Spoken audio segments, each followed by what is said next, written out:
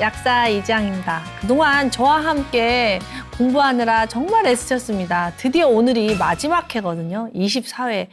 자, 혈압부터 시작을 했죠. 혈압부터 당뇨, 고혈압, 고지혈, 갑상선, 호르몬 정말 많은 공부들을 하셨는데요.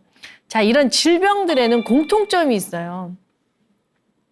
그게 감기든 아주 무서운 암이든 어떤 질병이든지 공통적으로 나타나는 증상들이 있거든요. 그거를 우리가 면역 반응이라고 하는데요. 그 증상들이 왜 일어나는지, 도대체 몸에서는 이런 일들이 왜 벌어지고 이 신호들을 우리가 어떻게 이해해야 되는지 오늘은 마지막으로 총정리를 한번 해보겠습니다. 염증이죠. 면역 반응은 곧 염증인데요. 염증은 좋은 걸까요? 나쁜 걸까요? 염증은 사실 우리를 살리려고 하는, 우리를 보호하는 좋은 반응입니다. 물론 과하면 안 되겠죠. 적당히 해야 되겠죠. 자, 그럼 염증에 대해서 한번 사전적 의미를 읽어보겠습니다. 유해한 자극에 대한 생체 반응 중에 하나로 면역세포, 혈관, 염증 매개체들이 관여하는 보호 반응이다. 염증은 보호 반응이라는 거예요. 우리를 지키려는 거죠. 그럼 무엇으로부터 우리를 지키는 걸까요? 염증의 목적은 세포의 손상을 초기 단계에서 억제하고 상처 부분에 파괴된 조직 및 괴사된 세포를 제거하며 동시에 조직을 재생하는 것이다. 자, 우리 몸 있잖아요. 내 몸이라고 하는 이 몸이 어제의 몸하고 같을까요? 아니죠. 우리는 눈에 보이지 않지만 우리의 세포들은 새로 태어나고 죽고 거듭하고 있어요. 세포의 순환이 있단 말이에요. 여기서 병든 세포, 또 낡은 세포, 또 이렇게 바이러스에 공격받은 세포, 이런 세포들이 없어져 줘야 이렇게 건강한 몸으로 하루하루를 살아나갈 수 있잖아요. 집을 보수하듯이, 비가 새는 집을 보수하듯이 이 염증이라는 것은 우리를 지키는 고마운 반응이라는 거죠. 그래서 제가 환자분들에게 상담할 때 큰일 났다, 왜 아프지? 이러지 마시고 고맙다, 나를 살리려고 이렇게 내 조직을 재생하려고 고생하는구나, 고맙다, 이렇게 말씀드리라는 조언을 많이 드리거든요. 이게 굉장히 차원이 달라요. 왜냐하면 어떡하지? 큰 병으로 가는 건 아니야? 이러다 큰일 나는 건 아니야? 이럴 때는 스트레스 반응이라서 나쁜 호르몬이 나오고요. 고마워. 내가 너무 무리했나 봐. 내가 좀 쉬어줄게. 염증 제거하느라고 애쓴다. 면역세포들아. 이렇게 하면 좋은 호르몬이 나와요. 자, 나쁜 호르몬이 있을 때 염증이 짧아질까요? 좋은 호르몬이 있을 때 염증이 짧아질까요? 당연하죠. 좋은 호르몬이 있을 때 우리 집에 이를 복구하러 온 인부들에게 우리가 간식도 제공하고 고맙습니다 해야 그 인부들이 즐겁게 일을 했을 때 공사가 빨리 끝나듯이 고맙다 해야 우리의 염증 반응이 빨리 멈춘답니다. 그러니까 항상 몸에서 일어나는 모든 일은 나를 살리려고 하는 거지 죽이려고 하는 게 아니다 라고 딱 인식을 하시고 고맙게 생각하시는 훈련을 하시면 좋을 것 같습니다. 자, 염증을 일으키는 물질은 어떤 게 있을까요? 병원체, 손상된 세포, 자극 물질, 위험 신호, 여러 가지가 있겠죠. 나쁜 균, 또 감염된 세포, 또 나쁜 음식, 여러 가지가 있을 거예요. 오염 물질. 그래서 염증 자체는 사실 질병이 아니고요. 오히려 생명체에 필요한 방어 체계라는 거. 이거를 꼭 기억을 하세요. 이 염증은 나쁜 게 아니라 나를 지키려는 반응이다. 자, 염증 반응에는 어떤 게 있을까요? 아까 말씀드린 것처럼 작은 감기에서부터 큰 자가 면역 질환, 암, 이렇게 다양한 질병이 세상에는 존재하잖아요. 근데 그 다양한 크던 작던 그 모든 그 질병들의 공통점은 딱 5가지죠. 열이 나거나, 발적, 가렵거나, 붓거나, 통증. 그러니까 발열, 발적, 부종, 통증, 기능 저하. 이 5가지 범주에 다 들어있다는 거예요. 이게 지속되느냐, 너무 강하냐, 뭐 요런 차이겠죠. 온몸에 있냐? 이렇게 국소적으로 있냐? 뭐 통증의 크기가 크냐? 작냐? 뭐 크냐? 작냐? 뭐 국소적이냐? 정신적이냐? 이런 차이만 있지. 큰 병이든 작은 병이든 모든 그 질병에 걸리면 우리 몸은 살아남기 위해서 염증 반응을 일으킨다는 거예요. 자, 그럼 하나하나 차근차근 알아볼게요. 그래서 그 염증이 우리에게 어떤 신호를 보내는데 우리가 이걸 신호로 알아차리지 않고 굉장히 그 불편함이나 불안함, 큰일 났다, 이렇게 되면은 약을 남용하게 돼 있어요. 열이 나는 것도 사실은 나쁜 건 아니죠. 아까 말씀드린 대로 조직을 재생하기 위해서 열이 나는 거죠.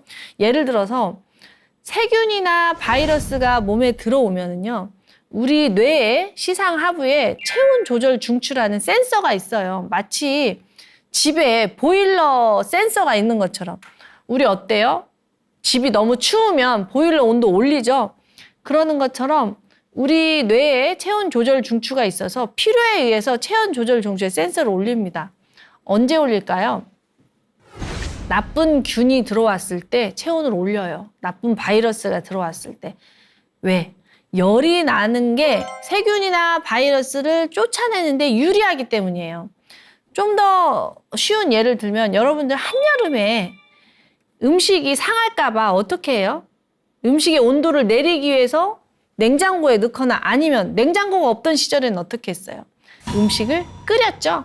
한번 끓이게 되면 균들이 죽잖아요. 이 모든 생명체는 온도의 영향을 굉장히 민감하게 받습니다. 인간들도 그렇잖아요. 인간들도 추우면 오그라들고 더우면 땀나고, 너무 추운 곳에서 인간의 생존이 힘들고 너무 더운 곳에서도 생존이 힘들잖아요. 생명은 이렇게 온도의 영향을 받기 때문에 우리 뇌가 세균이나 바이러스가 들어오면 체온 조절 중추에서 열을 올려가지고 일부러 그 싸우기 좋은 조건을 만드는 거죠. 그럴 때 지나친 고열이 있으면 어때요? 우리 몸이 단백질로 이루어져 있기 때문에 지나친 고열에 우리가 익어버리겠죠. 우리 몸 뇌도 단백질인데 너무 고열에 시달리게 되면 뇌가 익어버린단 말이에요. 그러면 복구가 안 되겠죠. 그래서 고열은 부작용이 난단 말이에요. 세균도 죽고 사람도 같이 죽어요. 그렇기 때문에 옛날에는 해열제가 없어서 사람들이 많이 죽었어요. 열만 끄면 살 수 있었는데 열을 끄는 해열제가 없었잖아요. 그래서 아기들을 10명을 낳으면 반절은 죽고 반절은 살고 이래서 뭐 100일잔치, 돌잔치를 해줬던 거죠. 그렇지만 지금은 어때요? 해열제 뭐 약국에 가서 몇천 원이면 사잖아요. 해열제가 너무 흔해져다 보니까 고열이 아닌데도 해열 진통제를 너무 남용하는 경향이 있습니다. 특히 애들은요, 열이 자주 나요. 크려면 열이 날 수밖에 없거든요. 어른들이 그랬어요. 열나면 큰다, 열나면 큰다 그랬는데 너무 고열일 때는 해열제를 쓰는 게 맞아요. 그때도 해열제를 안 쓰면 안 되는데 약간의 미열이 있잖아요. 그렇게 높지 않고 아이가 견딜 수 있을 정도의 열은 해열 진통제를 아끼는 게 좋습니다. 왜냐하면 열을 꺼버리면은 세균이나 바이러스가 숨어버리기 때문에 죽지는 않고 숨어버리는 거예요. 그래서 해열 진통제를 너무 남용하게 되면 감기가 오래 가요. 질병이 오래 가. 그렇죠? 그래서 저는요, 소아과 앞에서 약국을 할 때 엄마들이 몇 도일 때 해열제를 써야 됩니까? 이런 질문을 진짜 많이 했거든요. 그러면은 그렇게 말을 드려요. 온도가 중요한 게 아니라 아이의 컨디션이 중요하고 수분 공급이 훨씬 중요하다. 열은 탈수를 유발하고요. 탈수는 인간에게 굉장히 큰 스트레스라고 제가 여러 방송에서 굉장히 많이 말씀드렸죠. 그래서 몸에 열이 나면은 물이 증발을 하잖아요. 체액이 증발을 하게 되면서 합병증이 올 수가 있기 때문에 열이 날 때는 해열제보다 더 중요한 게 체액 보충이다. 그래서 집에 있는 물김치를 먹이거나 삼삼한 된장국을 먹이거나 너무 이제 고열이 나면 병원에 가서 수액을 맞는 것도 괜찮습니다. 이제 이렇게 말씀을 드렸죠. 그래서 수분 공급을 반드시 잘 해주고 아이의 체력이 된다면 미열일 경우에는 이렇게 잘 닦아주고 수분 공급해서 이겨낼 수 있도록 해주고 고열일 경우, 애가 체력이 너무 떨어지고 고열일 때는 해열제를 쓰세요. 이런 조언을 해드렸었거든요. 여러분들이 이거를 좀 아셨으면 좋겠습니다. 자, 열은 우리 몸을 살리려고 면역세포들이 내는 거지, 열 자체가 나쁜 건 아니라는 거, 난 지나칠 때는 약을 쓰시라는 거. 그 다음에 염증이 있으면 부종이 생겨요. 왜 그러냐면 면역세포가 이동을 해야 되기 때문이죠. 면역세포가 이동을 해서 싸움을 하잖아요. 적과 면역세포가 하는 일 중에 하나가 나와 나 아닌 것을 구분을 해서 나 아닌 것을 없애는 거잖아요. 없애려면 어때요? 전쟁이 일어나죠. 전쟁이 일어나면 거기에 찌꺼기가 생기겠죠. 그래서 부종이 생길 수밖에 없습니다. 부종이라고도 하고요. 염증이라고도 하고 뭐 고름이라고도 얘기를 하고 뭐 어떤 삼출물들이 쌓일 수밖에 없죠. 그리고 열이 국소적으로 나게 되면 그쪽에 열을 끄기 위해서 물이 또 모일 수밖에 없잖아요. 열이 나면 물이 모인다고 제가 말씀드렸죠.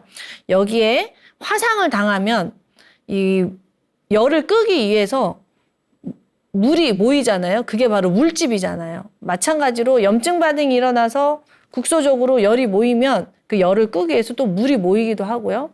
그 강한 염증 반응으로 삼출물이 모이면 또 거기가 붓기도 하고요.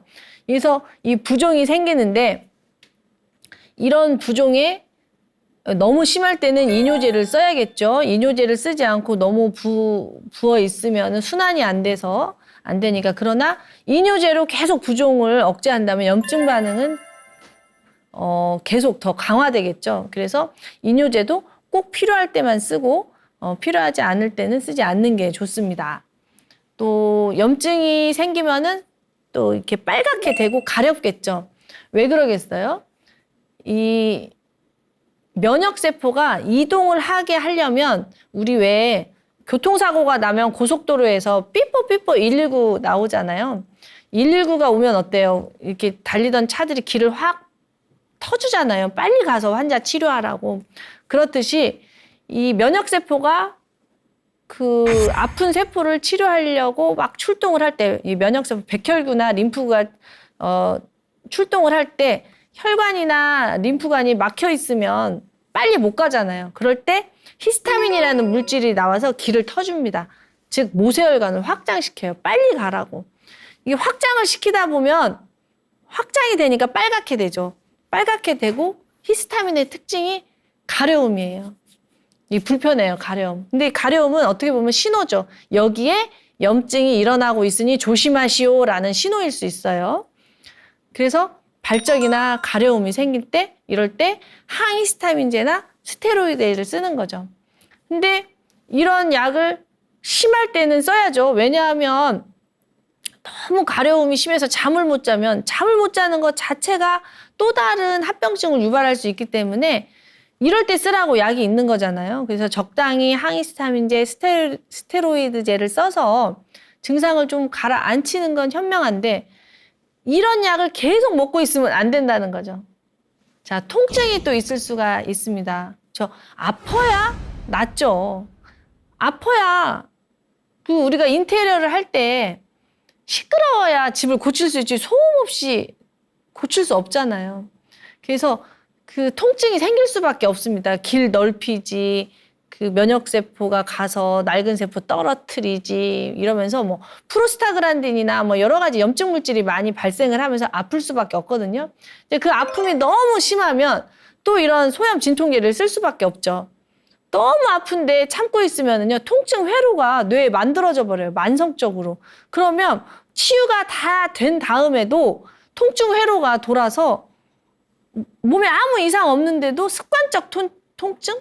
어떻게 그런 걸로 고생하시는 분들이 또 많거든요. 그래서 너무 통증이 심할 때는 소염 진통제를 활용하시는 게 현명합니다. 그러나 문제는 너무 통증의 원인을 찾지 않고 무조건 진통제로 가라앉히려는 거는 문제가 있다는 거죠.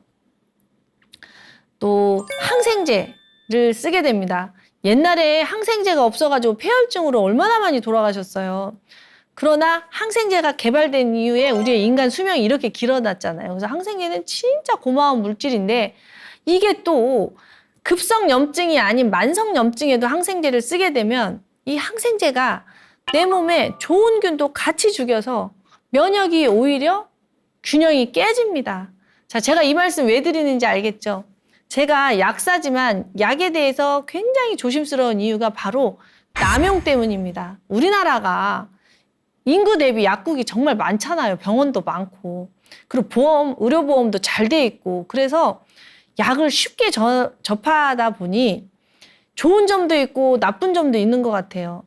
약이 없어서 그 위험한 일은 일어나지 않지만 약을 너무 남용하다 보니까 오히려 몸이 스스로 치유할 수 있는 능력을 잃어버려서 삶의 질이 떨어지는 분들을 또 제가 굉장히 많이 보거든요. 그래서 저는요, 약사이지만 꼭 필요할 때는 약을 쓰시고요. 필요 없을 때는 약을 쓰지 말자. 이런 말을 많이 써요. 근데 상담하다 보면 약은 나쁘다라는 어떤 고정관념 때문에 아무리 아파도 약을 안 드시는 분도 상당히 있어요.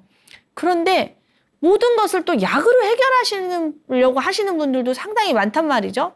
그래서 조금만 아파도 약을 막 드시다 보니까 나중에는 약이 너무 많아지는 거예요. 그래서 약을 너무 부정하는 것도 좋지 않고 약을 너무 이렇게 신봉하는 것도 좋지 않다. 약은 꼭 필요할 때 적당히 써야 된다 하는 의미로 제가 이걸 설명을 드리는데요. 염증 없이 한평생을 살기는 쉽진 않아요.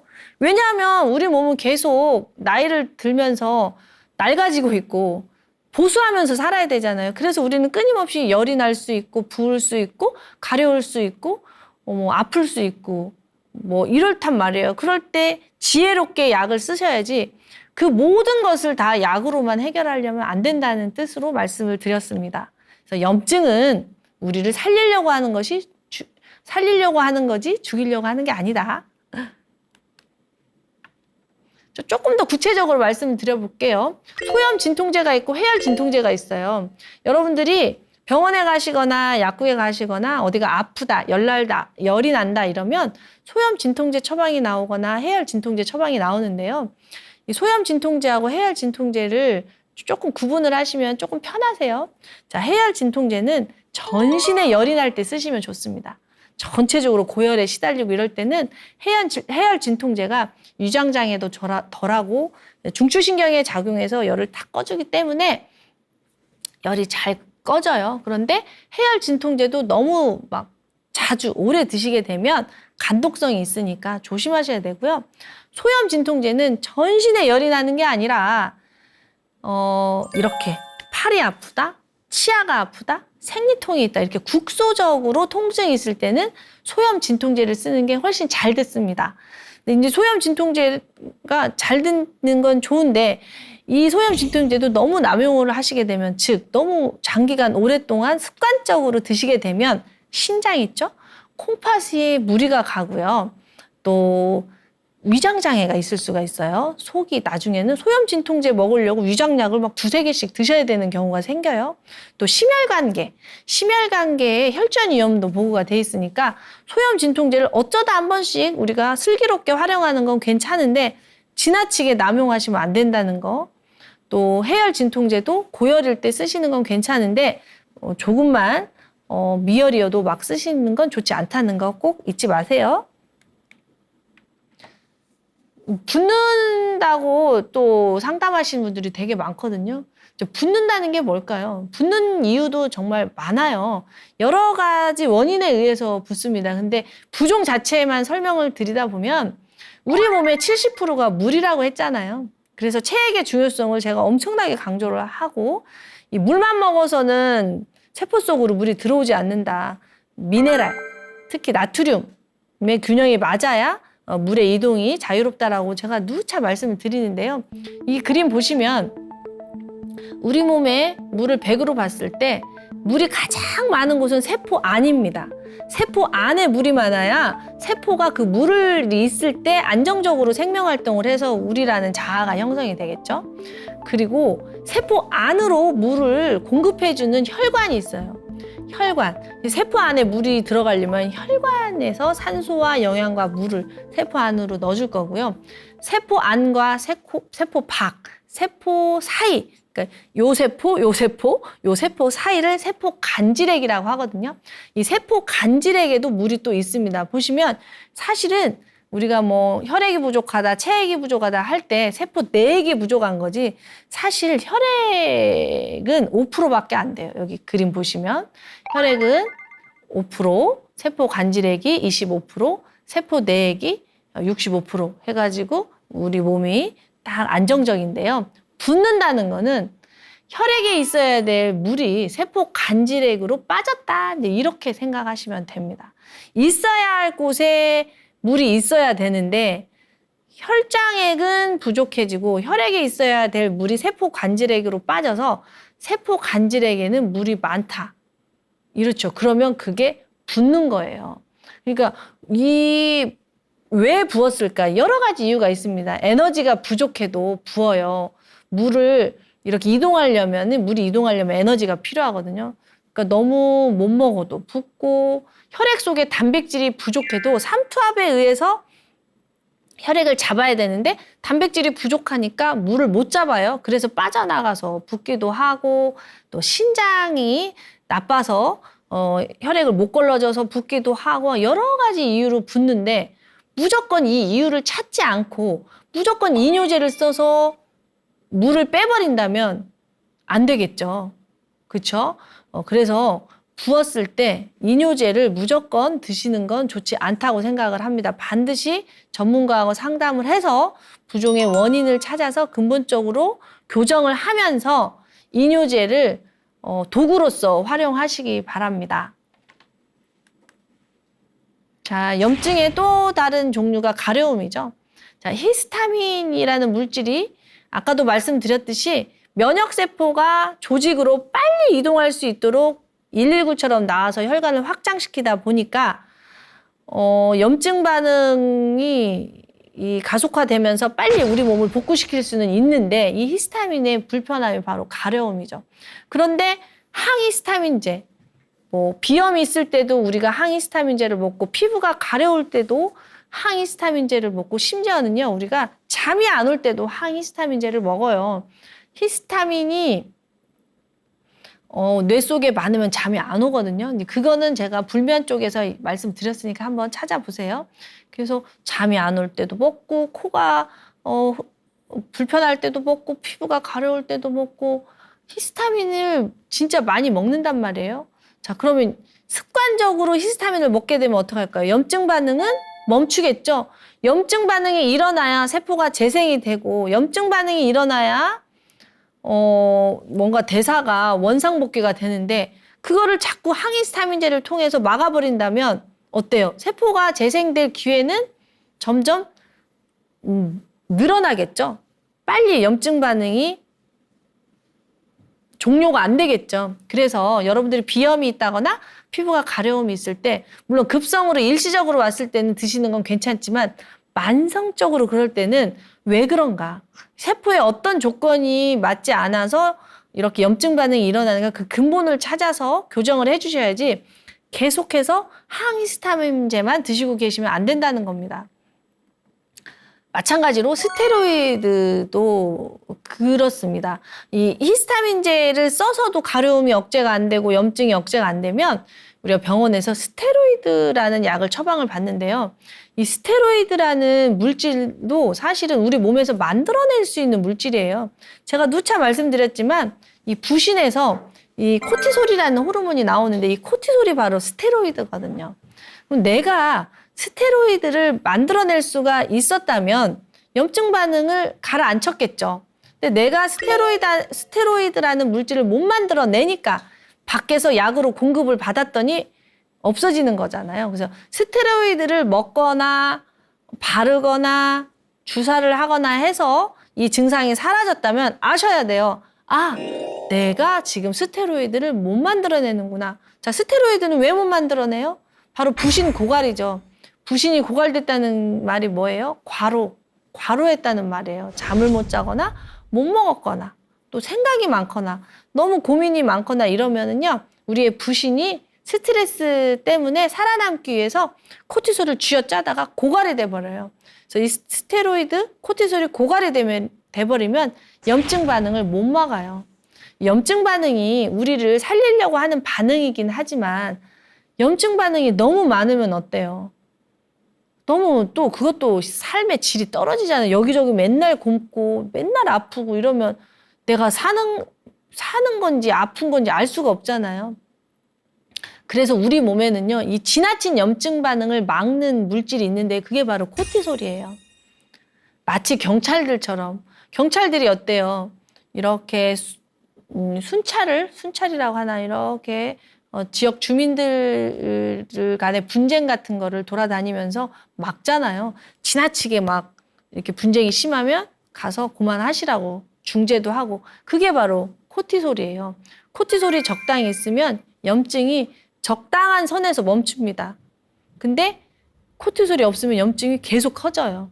그래서 병원에서 스테로이드를 약으로 처방을 하는 거니까 여러분들이 히스타민이나 스테로이드 성질을 제대로 이해를 하고 적당히 활용했으면 좋겠습니다. 너무나 가렵고 너무 염증 반응이 심한데 약을 안 쓰는 거는 바보죠. 그럴 때는 약을 쓰시지만 이 약을 쓰고 있으면 질병이 낫겠구나 이렇게 생각하는 것이 좋지 않다는 거예요. 이거는 급한 불 끄고 고통을 줄여주고 훨씬 질병에서 벗어날 수 있게 도와주는 건 사실이지만 이것들이 모든 것을 해결해 주지 않기 때문에 약으로 다 해결하려고 하시면 안 된다는 거, 그 말씀을 드리고 싶습니다. 자, 이제 염증에도 종류가 있다는 걸 말씀드리고 싶어요. 급성염증하고 만성염증이 있습니다. 급성염증은 일종의 감염이겠죠. 감염, 미생물의 개체가 나 아닌 다른 것이 나를 침입을 했을 때 우리가 나를 지키려고 하는 거. 근데 어쨌든 급성염증이든 만성염증 다 염증 반응이 일어나는데 급성염증에서의 염증하고 만성염증에서의 염증을 좀 구분을 하셔야 된다는 겁니다. 이 염증은 원인에 상관없이 이 선천 면역에 의해서 매개되는 비특이적인 반응 전체라고 표현을 하는데요. 즉 우리 몸이 급성이든 만성이든 우리를 지키려고 하는 모든 방어 행위인 거죠. 그래서 이 급성염증에는 우리가 항생제나 항바이러스제를 쓸 수 있지만 만성염증에는 굳이 항바이러스제나 항생제를 쓸 필요가 없다는 거, 요거를 좀 말씀드리고 싶었습니다. 자, 급성염증과 만성염증을 좀 더 구체적으로 설명을 해보면 아까 말씀드린 대로 급성염증은 외상, 세균, 바이러스, 그러니까 뭐 집으로 치면은 강도 바이러스도 있지만 폭풍우, 태풍 이런 거 있듯이 외상이죠. 외상, 교통사고라든가 이런 걸 급성염증이라고 하죠. 근데 만성염증은 그게 아니고 뭐 스트레스, 미세먼지, 내장지방, 또 오메가6, 트랜스지방, 또 당류 뭐 이런 좀 몸에 좋지 않은 음식을 지속적으로 과다하게 섭취하는 것이 만성염증의 원인이 됩니다. 증상은 급성염증은 우리의 면역세포가 가서 우리를 살리려고 파이팅을 하기 때문에 아까 말씀드린 그런 염증 반응이 다 나타납니다. 통증, 발열, 발적, 부종. 근데 만성염증은 우리가 몰라요. 아까 기능 저하라고 말씀드렸죠? 염증 반응 중에 하나가 기능 저하가 있었다고 했죠? 만성염증에 있어서는 기능 저하만 나타나지 이런 급성염증 반응이 없기 때문에 우리가 눈치를 못 챕니다. 급성염증은 뭐 3, 4주 이내에 다 종결이 되죠. 그러나 만성염증은 수년에서 수십 년에 걸쳐서 서서히 진행이 됩니다. 그리고 급성염증은 어디에 일어나는지 우리가 알 수가 있어요. 특정 부위 한 곳인데 만성염증은 그냥 온몸에 골고루 다 나타나죠. 그래서 이제 혹시 급성염증과 만성염증을 구분할 수 있냐? 이제 병원에서 CRP 검사로 구분을 할 수가 있다고 합니다. 급성염증 때는 CRP가 10 이상으로 이제 증가를 하는데요. 만성염증은 CRP 수치가 10까지는 올라가지 않지만 10 미만에서 나타난다고 하니 이 검사도 한번 활용해 보시면 좋겠습니다. 아까 제가 만성염증은 우리 몸을 서서히 노화시킨다고 말씀드렸잖아요. 서서히 기능을 없앤다고 말씀을 드렸는데 이 서서히의 핵심이 바로 활성산소입니다. 그럼 활성산소가 나쁜 거냐? 그건 아니죠. 이 활성산소가 적당히 있을 때 우리 몸이 활발하게 대사활동을 하거든요. 활성산소가 적당히 있으면 이 세포의 성장과 분할을 돕습니다. 그런 말 들어보셨죠? 서울로 물고기를 데리고 가는데 천적이 한 마리 있으니까 물고기들이 안 죽었는데 자기들끼리만 노니까 서울 갔더니 다 죽었더라. 그러니까 적당한 스트레스는 세포의 성장과 분할을 돕는다는 말이 바로 이 말이에요. 적당히 활성산소가 있을 때 세포가 활발하게 활동을 하죠. 그리고 활성산소가 있어야 우리 면역세포들이 이 활성산소를 이용해서 나쁜 균을 죽이거든요. 활성산소 꼭 나쁜 것만은 아니에요. 그리고 활성산소가 너무 부족해도 당뇨에 걸려요. 세포들이 일을 안 하니까. 근데 활성산소가 너무 많아도 당뇨에 걸립니다. 그러니까 뭐든지 균형이 정말 중요한 것 같아요. 그리고 활성산소가 있어야 낡은 세포를 빨리 떨어뜨리죠. 이 건강하다는 건 신진대사가 활발하다는 거는 낡은 세포가 빨리 떨어지고 새로운 세포가 나오는 건데 활성산소가 없다면 그냥 낡은 세포체로 있으니까 굉장히 세포가 무기력해지는 거죠. 그래서 세포도 그렇고 사람도 그렇고 적당한 스트레스는 성장의 원동력인 것 같습니다. 지나친 스트레스 말고요. 적당한 스트레스. 자, 그런데 활성산소가 너무 많으면 어떻게 될까요? 이 활성산소는 이 세포를 공격해서요. 유전자를 변형시키고 암을 유발해요. 아주 무섭죠.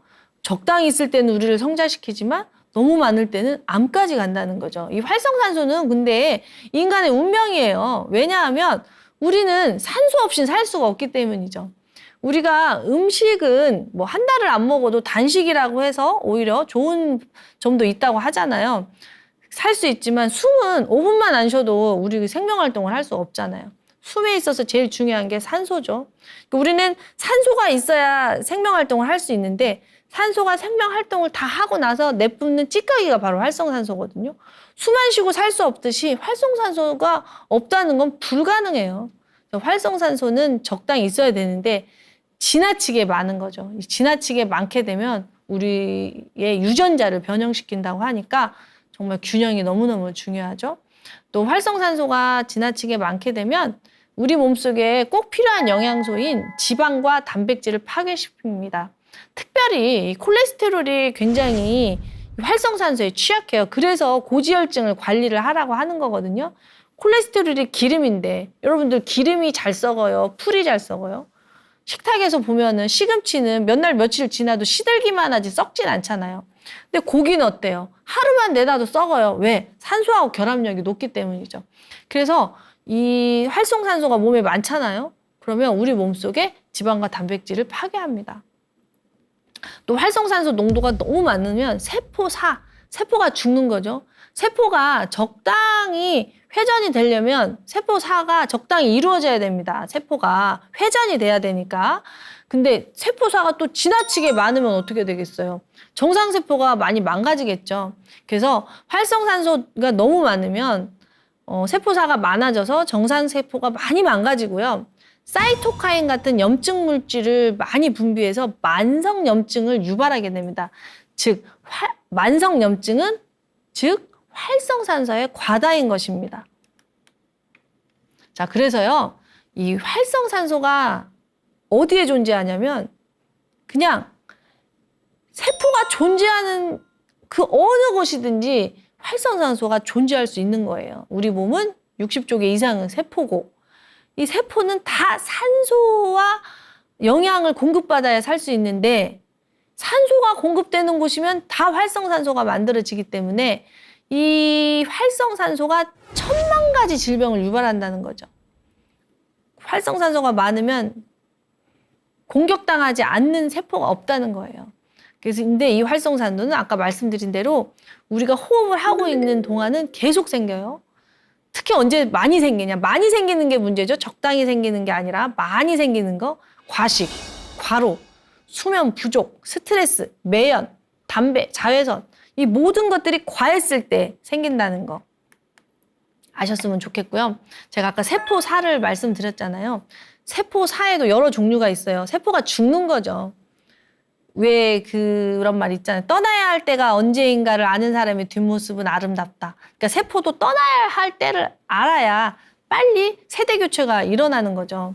그냥 세포가 어떤 염증에 의해서 세균이나 바이러스에 의해서 어쩔 수 없이 죽임을 당할 때는 괴사라고 표현을 해요. 굉장히 시끄럽죠. 막 고름도 나오고. 그렇죠? 근데 우리 세포가 스스로를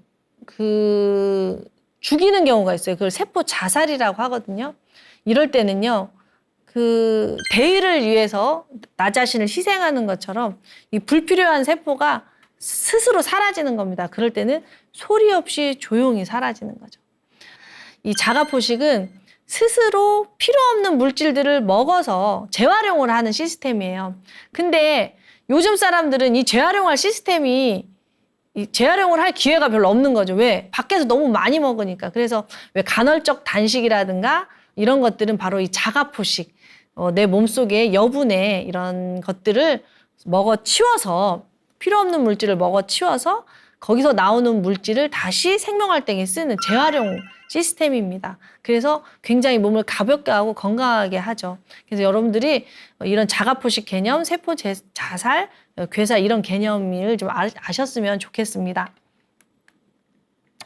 무엇보다도 이 면역에 있어서 중요한 건 에너지의 균형이라고 생각을 해요. 면역 에너지, 면역력이라고 하잖아요. 즉 힘이 있어야 돼요. 힘이 있어야 싸울 수 있죠. 우리 군인들도 밥을 먹어야 총을 쏠 수 있잖아요. 그래서 군량미라고 해서 전시에 군인들의 먹거리를 항상 확보를 하죠. 그런 것처럼 근데 우리 몸도 마찬가지죠. 우리 면역세포들이 먹을 식량이 있어야 되는데 이 식량이 뭐예요? 바로 혈액이잖아요. 우리가 먹은 음식을 혈액으로 만들어서 활동도 하고 또 우리 몸을 재생시키기도 하고 세균 바이러스에서 우리를 지키기도 하는데 만약에 우리가 활동 에너지로 다 써버린다면 아침부터 저녁까지 일을 막 한다면 혈액이 바닥이 나겠죠? 그러면 면역 에너지를 쓸 게 없어서 이 유행하는 모든 거에 감염이 되는 거예요. 독감이 유행하면 독감에 걸리고 대상포진 유행하면 대상포진에 걸리고 코로나 유행하면 코로나에 걸리고 이런 식으로 유행하는 모든 거에 걸릴 수밖에 없기 때문에 항상 내 면역 에너지에 쓸 것은 남겨두셔야 됩니다. 자, 이 면역세포 말씀을 드렸는데요. 이 면역세포의 균형이 또 굉장히 중요합니다. 뭐든지 균형이죠. 면역세포는 크게 두 종류가 있어요. 과립구가 있고 림프구가 있는데요. 과립구에는 호중구, 호상구, 호염구, 대식세포가 있고 림프구에는 B세포, T세포, T세포에 또 TH1, TH2, 또 NK세포 이런 게 있어요. 이거를 어떻게 이해하시면 되냐면 우리나라에 군대가 있잖아요. 해군도 있고 공군도 있고 특공대도 있고 또 보병도 있고 또 우리 경찰도 있고 예비군도 있고 이렇듯이 우리 몸속에 군대도 이렇게 많이 분화되어 있답니다. 정말 신기하죠. 그런데 이 군인들이 그냥 출동을 안 하잖아요. 정부의 명령을 받고 출동을 하잖아요. 그래서 우리 몸의 면역세포들은 자율신경의 명령을 받고 일을 해요. 이 자율신경이 균형이 그래서 굉장히 중요하죠. 만약에 자율신경 중에서 교감신경과 부교감신경이 있는데 교감신경이 너무 지나치다 그러면 굉장히 면역세포들이 흥분을 합니다. 내가 흥분할 때 면역세포도 같이 흥분을 한다는 거예요. 그래서 사실 건강하다는 거는 교감신경은 60%, 부교감신경은 한 40%, 즉 6대 4 정도일 때 가장 건강하다고 해요. 그런데 우리가 스트레스를 많이 받게 되면 교감신경이 높아져 버리잖아요. 교감신경 우위가 된단 말이에요. 이렇게 되면 우리의 면역세포들 중에 과립구가 증가를 합니다. 교감신경이 흥분을 하면서 면역세포도 흥분을 하면서 어떻게 되냐. 나 아닌 것에 대한 구분이 헷갈리는 거예요. 나 아닌 것만 공격을 해야 되는데 나인지 나 아닌지 교감신경이 흥분이 하면은 과립구들이 이 판단이 흐려져가지고 나를 공격해요. 그래서 생기는 게 자가면역 질환이죠. 나를 공격하는 거. 그리고 부교감신경이 또 지나치게 우위가 되면 지나치게 방어를 해요. 림프구가 증가하면서 방어하느라고 항체를 너무 많이 만들어요. 그래서 교감신경은 약간 공격, 부교감신경은 약간 방어 이렇게 생각하시면 좀 쉽고요. 그래서 지나치게 항체를 많이 만들어서 좀 귀찮게 알레르기 질환이 많이 생겨요. 그래서 염증, 면역 이걸 생각하실 때는 반드시 그 위에 있는 자율신경의 균형을 생각하셔야 됩니다. 그 뇌 염증, 뇌 속에도 그 면역세포가 있어요. 뇌에 제가 저번 시간에 불면 얘기하면서 말씀드렸는데요. 뇌는 신경세포로 이루어져 있는데 이 신경세포를 복구하는 신경교세포가 또 신경세포보다 더 많이 존재를 하거든요. 이 신경세포가 매우 많기 때문에 얼마나 합선이 많이 되겠어요. 그래서 그거를 수정하는 세포들, 이걸 신경교세포라고 하는데 이 신경교세포가 이 대식세포, 면역세포의 일종이거든요. 그래서 이 뇌의 염증으로 인해서 신경세포가 신경 전달 물질을 제대로 하지 못해서 질병이 생긴다라는 게 요즘 학계의 새로운 이론입니다.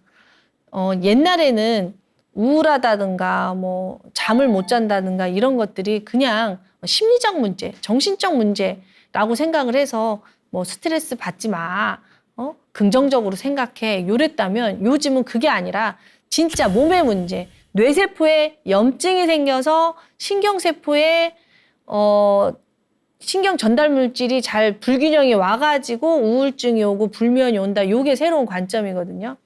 우울이 심리적, 정신적 문제가 아니라 이 몸의 염증의 문제라는 새로운 관점도 있고요.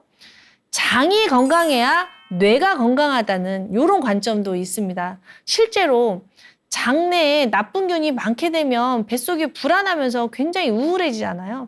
그래서 이 장내 세균의 불균형이 오면 나쁜 균이 우리 몸을 공격을 하고 그러면서 염증이 많아지고 이 염증이 많아지면 뇌도 영향을 받고 이제 이런 원리이기 때문에 우리가 건강한 생활을 하기 위해서는 몸속의 면역, 자율신경 그리고 장내 세균의 균형 이런 모든 것들의 균형이 다 필요하다고 생각을 합니다.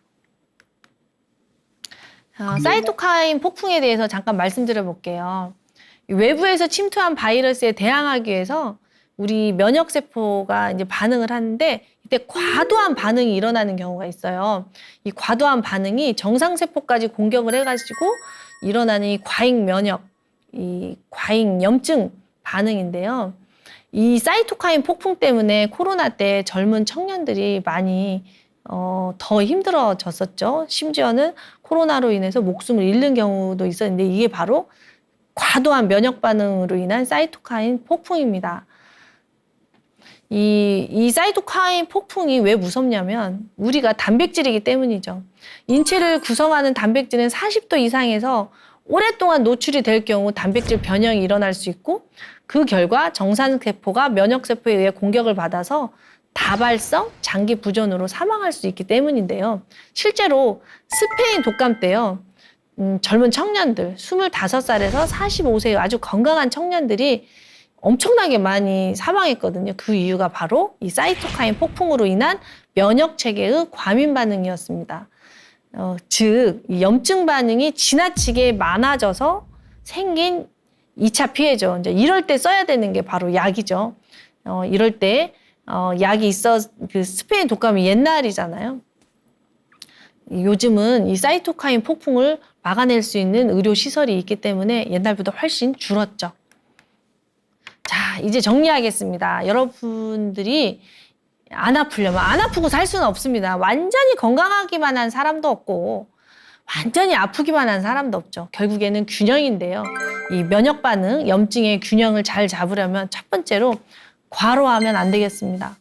과로하게 되면 면역 에너지를 쓸 게 없어서 우리 면역세포들이 활동을 못하죠. 두 번째로 나쁜 음식을 먹지 않아야겠습니다. 저에게 좋은 영양제, 면역력을 키워주는 좋은 영양제 알려달라고 많이들 하시는데요. 물론 그것들도 도움이 되지만 그것보다 더 중요한 게 나쁜 음식. 나쁜 음식을 안 먹는 게 더 중요하다고 생각을 합니다. 나쁜 음식은 제가 누차 말씀드렸죠, 제가. 자, 세 번째가 마음 근육을 키우는 겁니다. 스트레스에 대한 회복 탄력성을 키우셔서 교감신경과 부교감신경의 균형을 잘 찾는 것이 염증에 매우 중요합니다. 네 번째가 잘 먹고 좋은 음식, 건강한 음식 먹고 잘 자고 의도적으로 잠을 안 자고 일을 하는 행위는 무척 좋지 않습니다. 무척 안 좋아서요. 11시부터 새벽 4시까지는 꼭 주무시는 게 매우 현명하다고 보고요. 잘 보기, 의도적으로 소변을 참거나 대변을 참는 거 절대 좋지 않아요. 자동차로 이동을 할 때는 반드시 휴게실마다 서서 비워주시기 바랍니다. 여러분들 24회 동안 저와 함께 해주셔서 너무너무 감사합니다.